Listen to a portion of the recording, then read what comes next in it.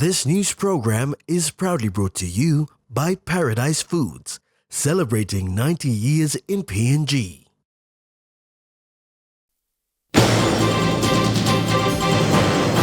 RPNG extends support to Solomon Islands Police. Puma Energy struggles with the lack of foreign exchange. And courts should be seen as guardians of the society.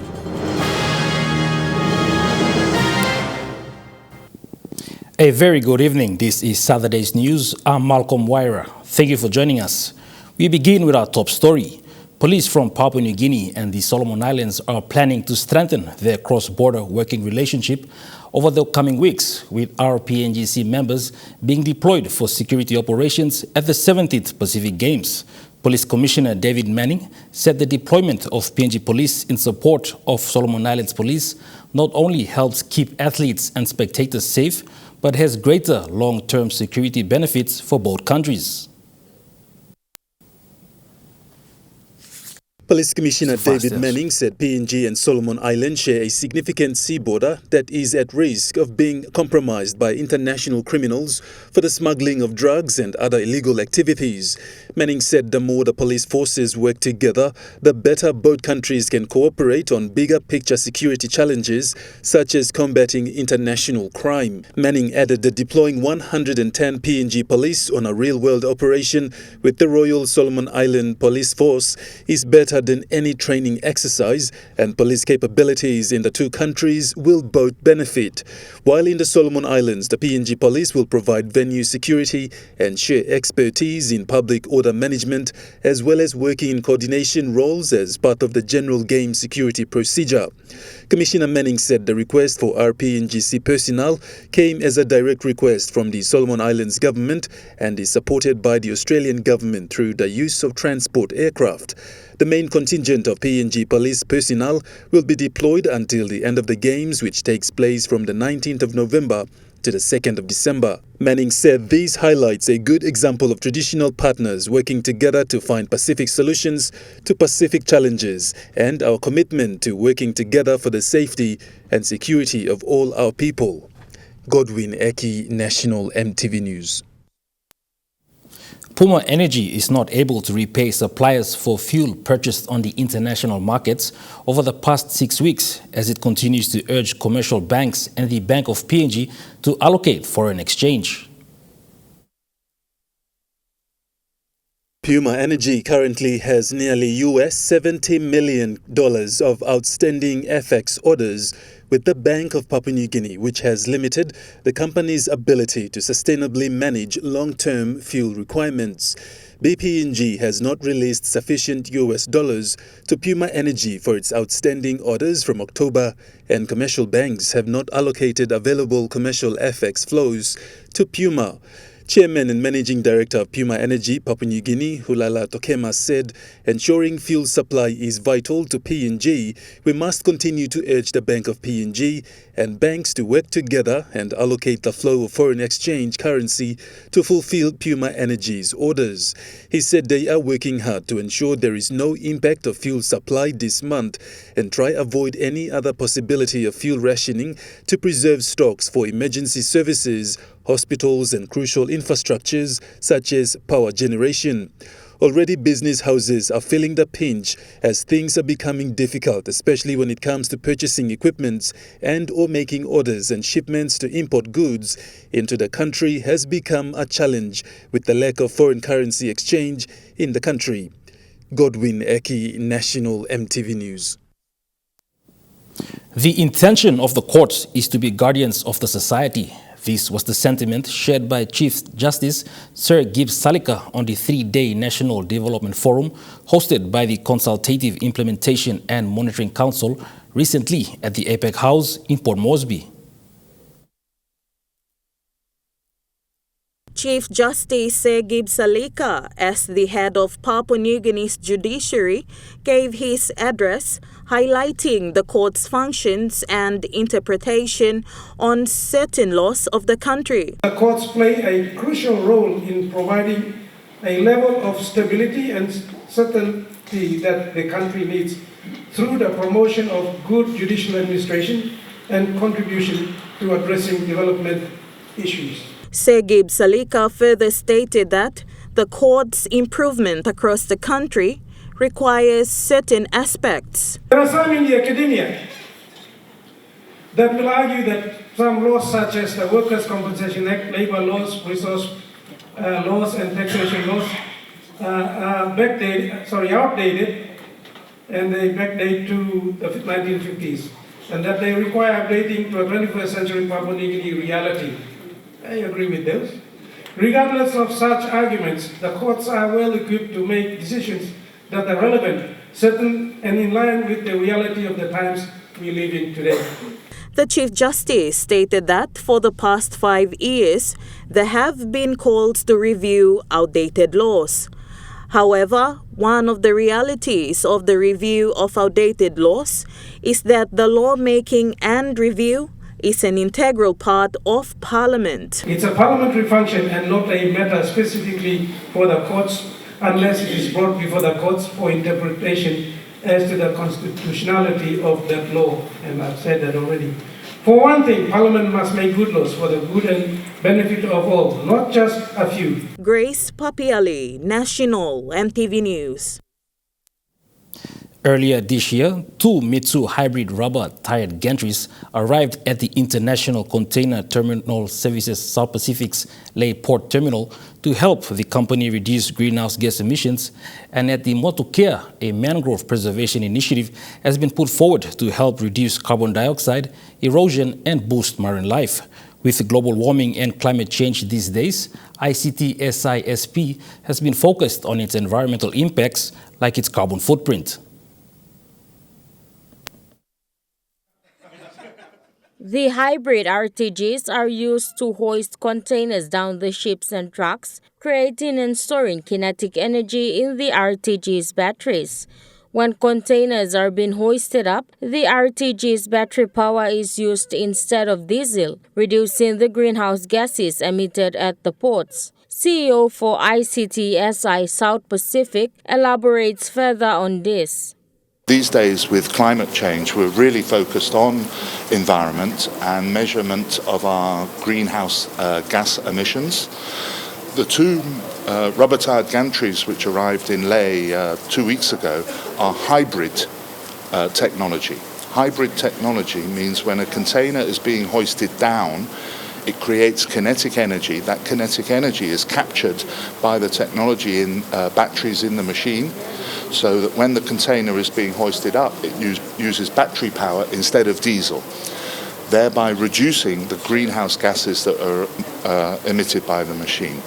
In Motukea, there is a large area of mangrove preservation that ICTSISP has started to help consume carbon dioxide and release oxygen to protect revetments from erosion and boost marine life. Mr. Maxwell emphasized that ICTSISP does more than just lifting containers on and off ships and trucks. We're planning a mangrove preservation at Motukea, next to the causeway, a very large mangrove preservation, which has a number of things.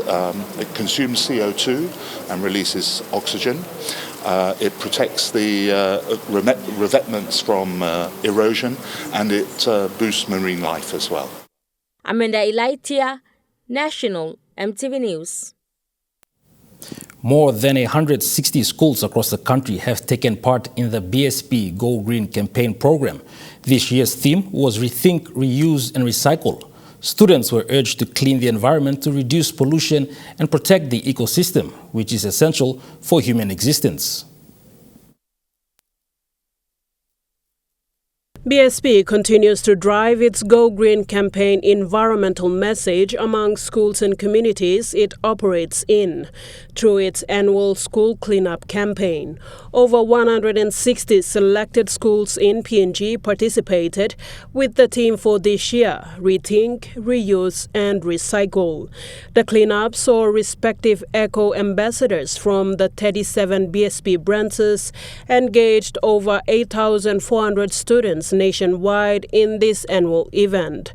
BSP Eco Ambassador from the Port Moresby branch, Martin Kilagi, and his team were at Bavaroko Primary School for the launch of the NCD Schools Cleanup. He said BSP's Go Green campaign message is simple: cleaning the environment reduces pollution and protects the ecosystem, which is essential for human existence, highlighting that everyone must all do their bit to rethink the way they dispose, reuse, and reduce waste as much as possible. He further added that the bank has always been part of the community through various programs, and environment conservation is one.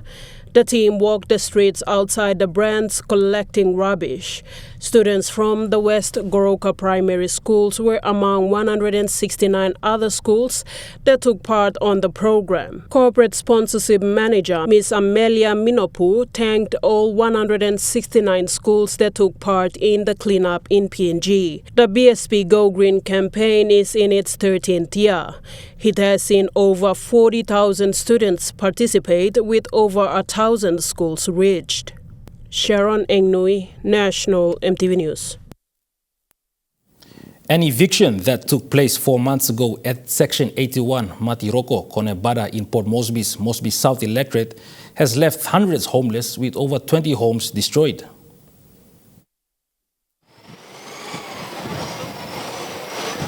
Still up to this day, the majority of people who have been living there for almost their whole lives are now living in small shanty homes built on the opposite side of the road.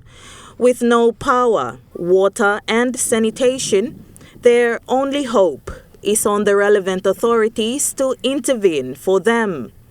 According to locals, the government has not announced any promising help to them.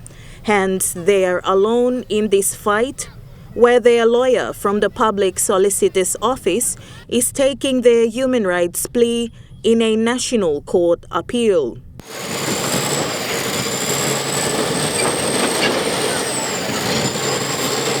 The eviction exercise that took place on the 11th of July 2023 was acted upon a national court order. The National Court Order, dated on the 9th of August 2010, stated that the land was legally occupied by local company Decision 2000 Limited. Grace Papiali, National Emtv News.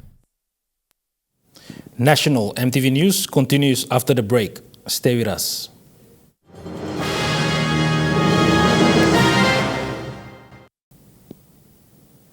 You're watching National Emtv News. In the recent Retreat for Women in Leadership, prominent female political leaders engaged in discussions on advocating for gender equality and women's empowerment. The retreat provided a platform for these influential women to share their experiences and insights. In this type of issues. One notable speaker at the event was Delilah Gore, the former member for Sowe District. Speaking from her personal experiences, Gore emphasized that men have played crucial roles in supporting women to thrive. She shared a heartfelt anecdote about her father, highlighting how his encouragement paved the way for her success. So my scenario was different, how I was brought up. I went to school, but he told me one day you'll be a politician. I don't know why he said that. I never wanted to be a politician, but he did. At that time, Josephine Abaija was, their proponents are brought up anyway. So she did well at that time. So she was doing it. So my father said, you see, there's a woman in parliament. So those were like thoughts planted in my mind. Surprisingly, Gore also pointed out a less discussed challenge, stressing that women can sometimes be the obstacle to other women's progress. There were challenges, and challenges didn't come from men. Challenges came from women. They said, hey, Parliament blow man, Islam Miriam can run to something. Like doctor said, talk piscinia. It has more meaning. Doctor, you were right in saying that. In Pidgin, when they say those things, it means more. It has more meaning. Gore strongly went against the mentality of culture being involved in defining women's rights in terms of political participation in societies. Our culture is fair. What's really wrong between our culture and the influence? I think that's what I'm realizing right now. Our culture is there for us. It directs us. Our culture makes us to be who we are. She said there are many people who are willing to support women because they believe in women's leadership. Louis Maingu, National Emtv News. Former Governor for Eastern Highlands Province, Julie Soso, wants awareness on gender equality and women empowerment in other provinces and local level governments. She made this statement during the Women in Leadership Retreat in Port Moresby yesterday. It's amazing. In the discussion of gender equality and women empowerment, the former governor of Eastern Highlands Province, Julie Soso, addressed that for so many years, women in leadership have had meetings like this only in major towns and cities in PNG. However, the former governor strongly suggests that such retreat should be held in other centers as well. These people are lacking information. Our people in the local level are lacking information. So come to the provinces, come to the electorates that you need to go. We need to take this awareness down. We need to go down and mobilize women and men. Men are waiting just for more information to see the quality of women, to see the ability of the woman, if the woman can make it up there. But we have to collectively do these things. She also stated that from this retreat, they have to see the way forward. She added that there are so many policies that have not been implemented yet. So we need a collective voice. There is no voice, only one individual. I'm a parliamentarian, I've been in there, I've experienced it.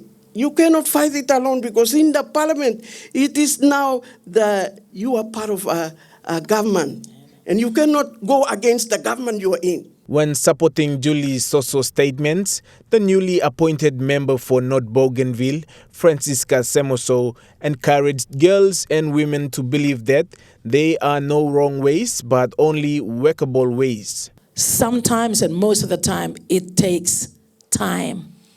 It is a process. But we need to keep on. We need to keep on raising our concerns. We need to keep on raising our concerns where we are.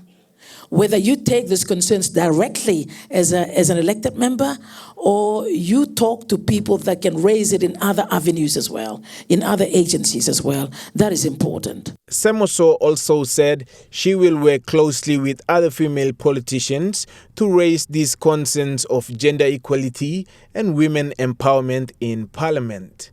Louis Maingu, National Emtv News. More than 800 inmates at the Bomana prison are expected to be screened for tuberculosis in the next 2 weeks. This is part of the National Department of Health's systematic screening intervention program implemented through the Emergency Tuberculosis Project with the support of the National Capital District's Provincial Health Authority. The screening exercise commenced this week with orientation and awareness sessions held at Bomana Prison and Zone 3 community at Joyce Bay in the Moresby South electorate on Wednesday.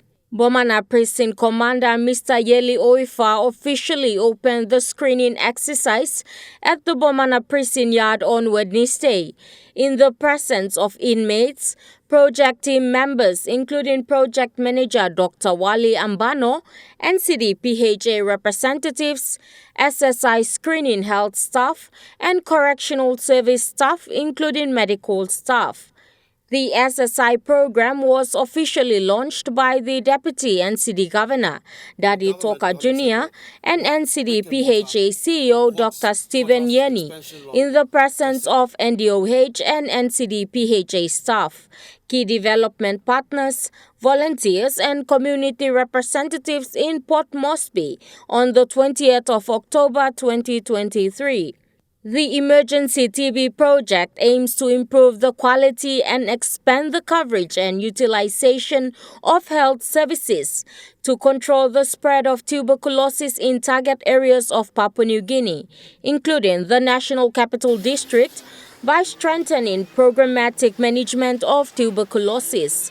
This initiative is implemented by the National Department of Health through the Emergency TB project, with funding from the World Bank Health Portfolio in Papua New Guinea. Amanda Elaitia, National Emtv News. The people of Tigak, Kara and Nalik from East and West Coast gathered at Losuk village in New Island Province yesterday to celebrate the second anniversary of the Tikana Council Chambers, coinciding with the Tikana Day, opening of 3 staff houses and launching of a new administration building and Tikana rice mill. New Island Governor Sir Julius Chan, members of provincial executive councils have joined Deputy Governor and President of Tikana, Semi Misen, to mark the occasion. Governor Sir Julius, while congratulating the people of Tikana on the special occasion, said he was inspired by the efforts of President Misen and councillors who rose to the task to build 3 staff houses from their own sweat and hard work, highlighting that the provincial government gave them the council chamber and they have invested their sweat equity to make this a dream come true, labeling it as partnership at work.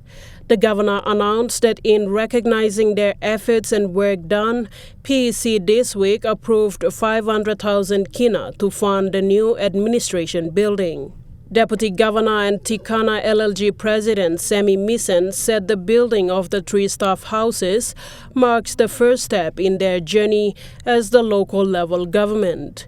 He thanked the government under the leadership of Governor Sir Julius Chan for stepping in to purchase the land from customary landowners 2 years ago where the chamber was built. Tikana LLG Assembly for the past 50 years has been having meetings in Kavieng Town, then to Kokopo just outside Kavieng Town. Since the opening of Tikana Council Chambers 2 years ago on November 10, 2021 at Losuku, the Tikana Assembly has recorded 4 meetings in 2022 and 3 meetings in 2023, with 1 yet to be held in December. Sharon Engnui, National Emtv News. National Emtv News continues after the break with Chukai Sports. Stay with us.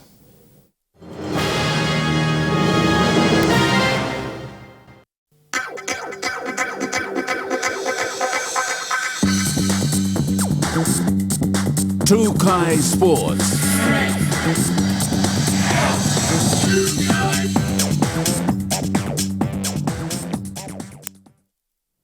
Welcome to Chukai Sports. The PNG Olympic Committee, Prime Minister James Marape, Governor for East Sepik Alan Bird, partners and sponsors of the PNG OC, yesterday farewelled the 21 teams who will be representing PNG at the South Pacific Games in Solomon Islands. According to Prime Minister James Marape, the Treasury Department has released a funding of 3.2 million kina for Team PNG. The National Gaming Control Board CEO Imelda Agon was also present and presented a check of 1 million kina. Prime Minister, on behalf of the National Gaming Control Board and your office as the Prime Minister, we've made a commitment of 1 million kina towards the team. And here is the dummy check, and at the same time, we have the actual check as well. We wish you all the best on behalf of the government, on behalf of the Prime Minister. Thank you. While Kumul Minerals Holding Limited presented a check of 12.2 million kina to ensure logistics are met for the 21 teams representing PNG at the Pacific Games.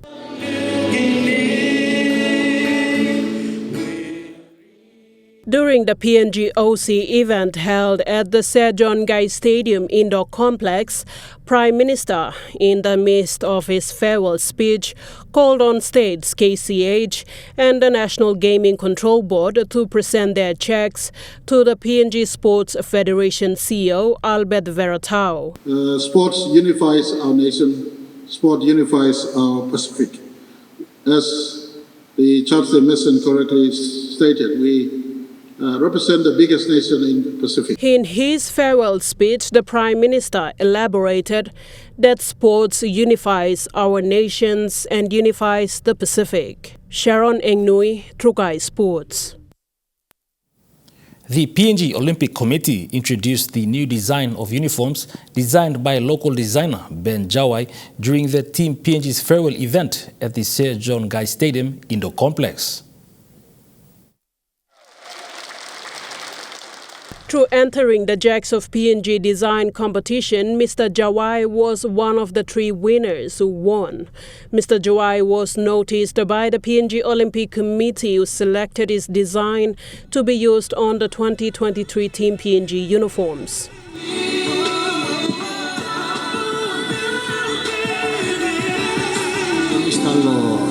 Set lo Team PNG and been bringing on black and joy lo me so we've been proud of it. We work this la design lo set lo Team PNG. Advice lo me go lo lapen coming artist. You got some challenges by come, so you not can give up lo this la. You must keep on trying. Must you fail to play time or whenever you care about na you just continue lo working all. Keep on trying. According to Mr. Ben Jawai, it brings him pride to know that his design is on Team PNG uniforms. He also encouraged the upcoming designers that there will be challenges, but they must remain steadfast and keep trying regardless. Mr. Jawai thanked the Jacks of PNG for creating a platform that allowed exposure to his talent. We just like to thank you, Jacks of PNG, working this design competition, and me exposing me one time this talent where me got them working this all design. Now by PNG looking, na same time by Wally looking too. The uniforms for each sports that were displayed by athletes were the tracksuits, polo shirts and shorts, windbreaker jackets, and the Team PNG walkout shirts and shorts. Sharon Engnui, Trukai Sports. That ends Trukai Sports. The Money Plus weather report is next. Stay with us. Trukai Sports.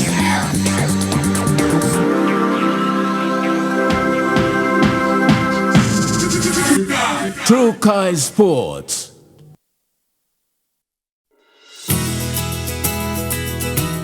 This weather update is proudly brought to you by Money Plus, with you always. The weather forecast for the next 24 hours. For the southern region, Port Moresby City, mostly fine. Daru, fine. Kerama, partly cloudy with few showers.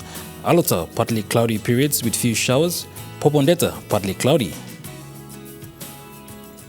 To the Momasa region, Ley City, partly cloudy with few showers and drizzles tonight. Medeng, partly cloudy with a shower or two. Wewak, few showers and possible thunderstorms. Vanimo, rain showers and possible thunderstorms. To the New Guinea Islands region, Lorengal, cloudy with rain showers and thunderstorms. Keveng, partly cloudy with possible shower or two. Kokopan Rabaul, few showers and possible thunderstorms. Kimbe, partly cloudy. Buka, cloudy periods with few showers and thunderstorms. To the Highlands region, Mount Hagen City, Goroka, Kundiawa, Mendi and Wabeg, all partly cloudy.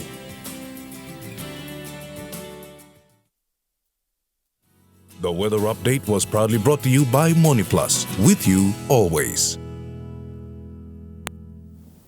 And that wraps up the news, sports and weather for Saturday, the 11th of November, 2023. From all of us here, pleasant viewing. Good night.